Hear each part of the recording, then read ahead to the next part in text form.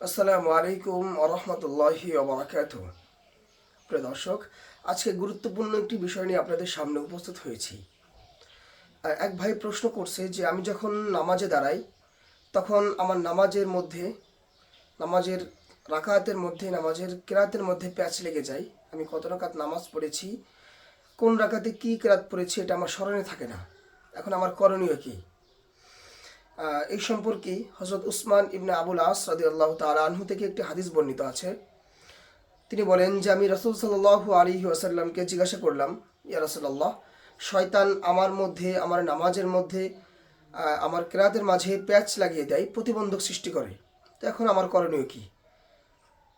রাসূল সাল্লাল্লাহু আলাইহি ওয়াসাল্লাম আমাকে বললেন যে এই ধরনের শয়তানকে খিনজাব বলা হয়।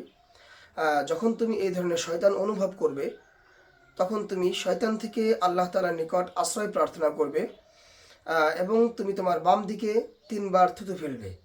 হযরত উসমান ইবনে আবুল আস রাদিয়াল্লাহু তাআলা আনহু বললেন, যখন আমি উক্ত হাদিসের উপর আমল করতে লাগলাম তখন আল্লাহ তাআলা আমার থেকে এই ওয়াসওয়াসাকে দূর করে দিলেন।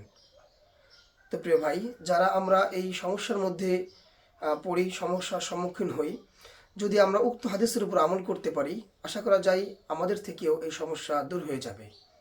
আল্লাহ তাআলা আমাদেরকে এই হাদিসের উপর আমল করার তৌফিক দান করুন, আমিন।